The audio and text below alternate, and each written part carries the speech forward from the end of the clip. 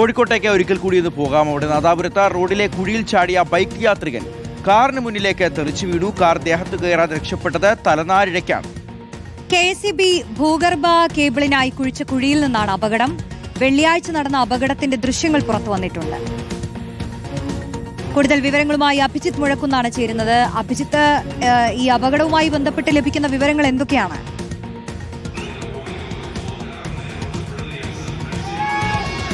റോഷ്നി, വെള്ളിയാഴ്ച രാത്രിയിൽ നടന്ന അപകടമാണ്. അതിൻ്റെ CCTV ദൃശ്യങ്ങൾ കൂടിയാണ് ഇപ്പോൾ പുറത്തു വന്നിട്ടുള്ളത്.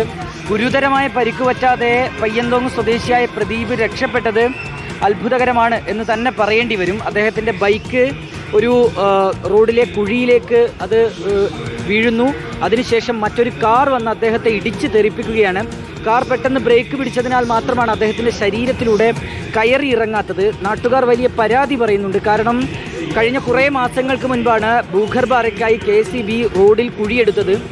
ഈ പണി പൂർത്തിയായതിനു ശേഷം കുഴി മൂടിയിരുന്നു. പക്ഷേ താൽക്കാലികമായാണ്, അതായത് കൃത്യമായ രീതിയിൽ ഈ കുഴി അടച്ചിരുന്നില്ല എന്നുള്ളതാണ് നാട്ടുകാരുടെ പ്രധാനപ്പെട്ട പരാതി.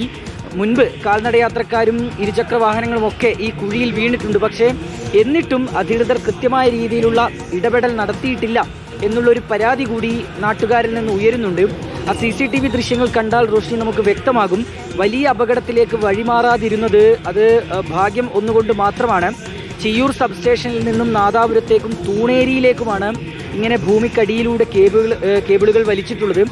6 മാസത്തിലേറെയായി ഈ റോഡിൽ പലയിടങ്ങളിലായി കുഴിയുണ്ട്. ഈ കുഴികളിൽ വീണ് പലർക്കും അപകടങ്ങളും പറ്റിയിട്ടുണ്ട്.